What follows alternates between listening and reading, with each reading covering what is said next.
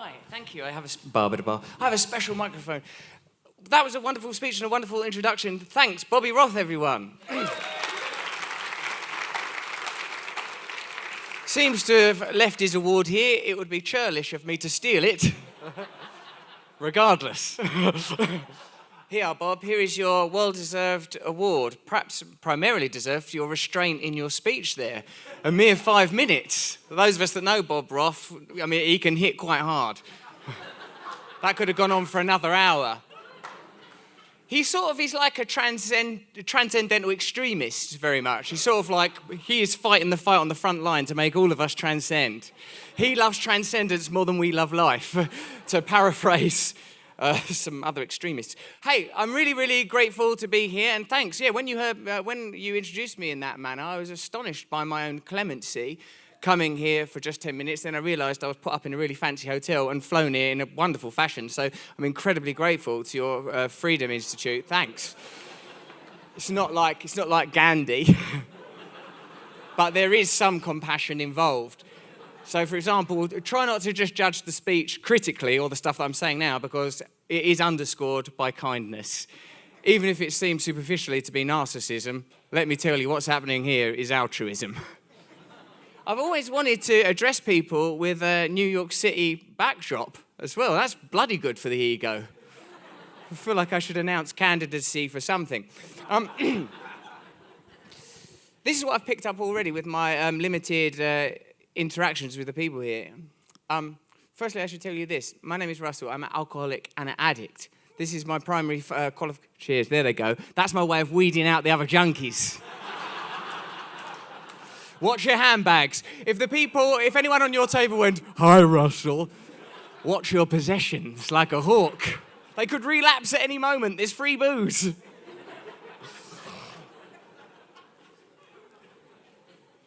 I was very touched by Perry Peltz's film there. Even in that brief clip, it demonstrated that addiction begins with pain. Addiction is a response to pain. None of us become addicts and alcoholics due to whimsy. Although having met George Wimpole, he might be a first. I never encountered such a modern-day dandy. We met George in the elevator, and he goes, he said, "I just want to tell you, Russell, rich people have problems too." And then he spent the rest of the evening demonstrating that fact.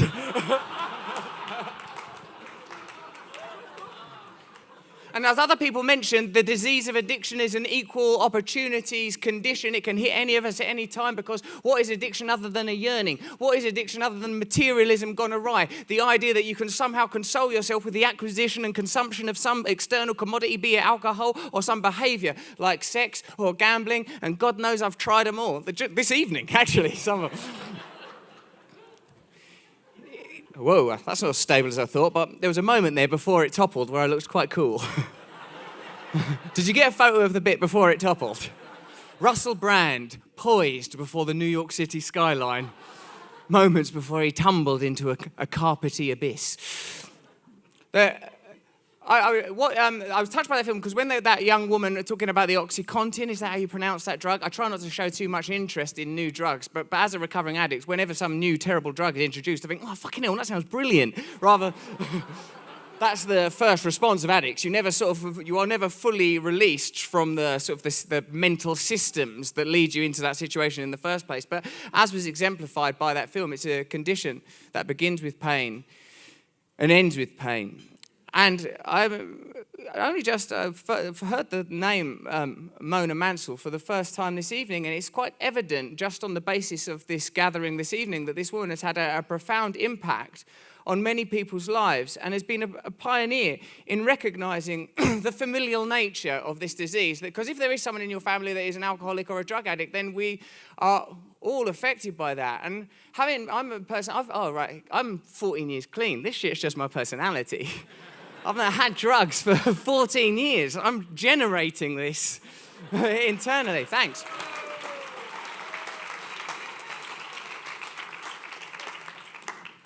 And one becomes aware as we journey into recovery, as we become more well, about don't feel embarrassed about that phone being turned on. It's the sort of thing that can happen at these events. It's a necessary component. How can I complain? I turned up with a baby, for Christ's sake. Who does that? What kind of self-involved lunatic turns up to an event like this with a baby? When George Wimpole saw that we had our baby, I ain't even joking, he went home and got his. That's a man with addiction issues. Thank God it wasn't meth that I had on me.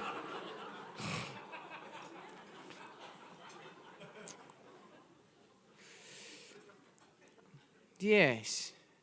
Because I suppose I'm aware that over the course of my life, my own addiction, which generated, I now recognise, because of a kind of a yearning, a loss, an absence, a lack, has affected many, many people around me. It caused great consternation and pain in the lives of the people that I love most. And I know, from the smattering of responses to my addiction call and response moment, that there are many people, I mean, it's fucking obvious, look at you, that there's loads of alcoholics and addicts in the room, but also like the family members, I feel for you. It's worse, I think. I think it's worse. You don't even get the drugs, So can't be at all easy. It can't be at all easy. So the work that the Freedom Institute are doing is profoundly important. I thought that was interesting what you said there, Bob Miller, about the limitations of a 12-step program, and they do say it's a high entry point program. Now, I'm not at liberty at a public level to say whether or not I use 12-step facilities, or at least not which ones I use. It's bloody obvious, but I've tried all of them. I've tried everything. I get addicted to everything. It never, ever goes away. The longing, the hunger. But do you know what? This intuition at the inception by Mona Mansell, that it is about connection, that that addiction is not, as Perry Peltz pointed out, is not a moral failing, but a kind of biochemical, if you approach things from a materialistic and mechanistic neuroscientific perspective, or spiritual, if you approach it from a Bobby Roth perspective.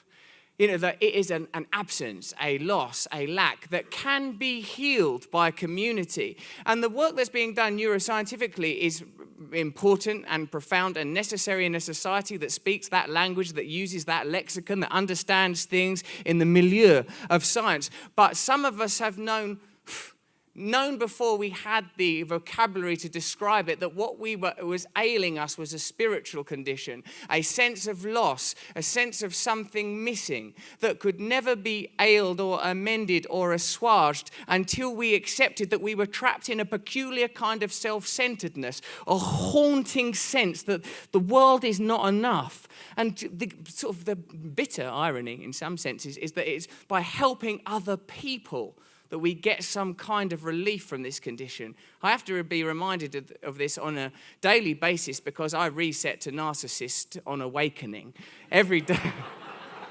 I always think if I can get something, I'll feel better.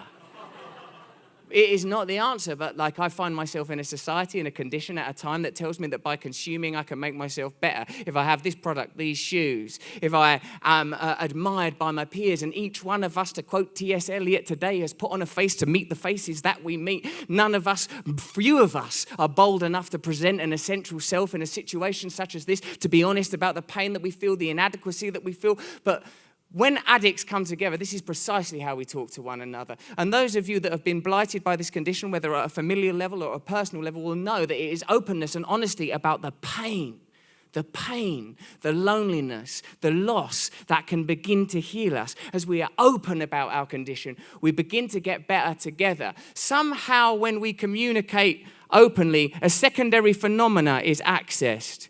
The program of Alcoholics Anonymous and Narcotics Anonymous has step 11 of the creed is sought through prayer and meditation to increase our conscious contact with God, to secularize that piece of rather antiquated Christian American language.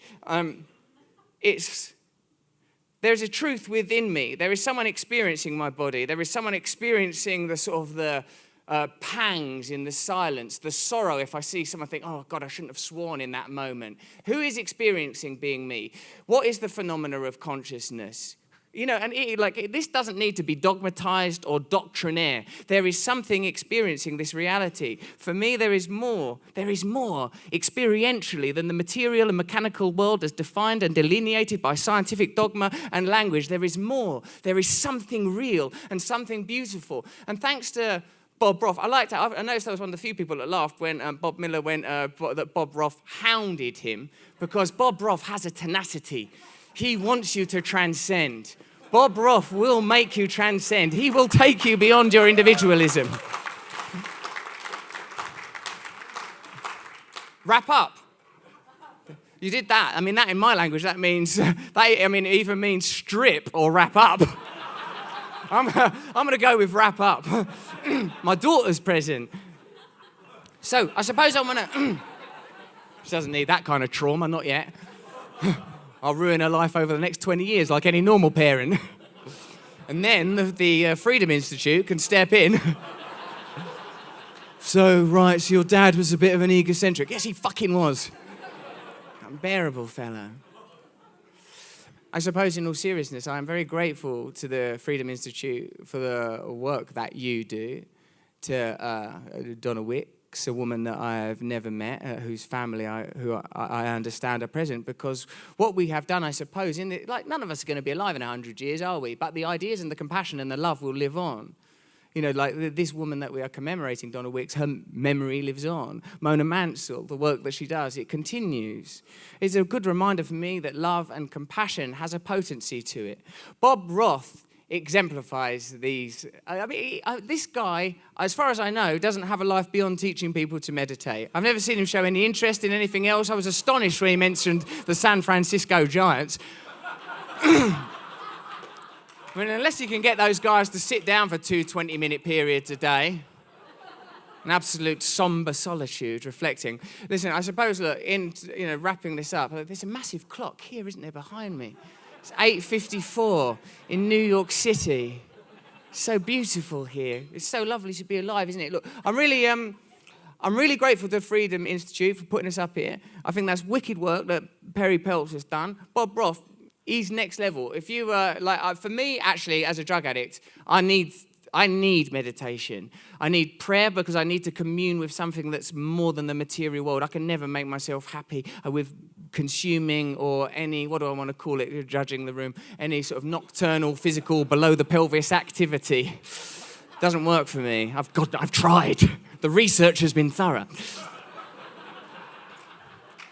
But in the realm of the transcendent, I have experienced peace. And I feel very honoured, in fact, to be at this point of conjunction where there is an acknowledgement that the disease of addiction affects more than the primary person suffering from it, but it affects, in fact, all of those around. And also to see it intersecting with the brilliant work that the David Lynch Foundation do. Because transcendence and a spiritual component to your recovery, I believe, is non-negotiable. I think there needs to be a spiritual component, however you want to describe it, or however you receive it and perceive it, but a connection with some aspects of your consciousness that is not defined by your personal biochemistry, fear, or desire, or by your biography and your memory. So together, the work that you are doing, the Freedom Institute and the David Lynch Foundation, perhaps could be some new nexus for change, for it becomes ever more evident, does it not, that the material, mechanical world is delivering very particular results that don't seem to be helping people, or making people happy, or making people feel connected,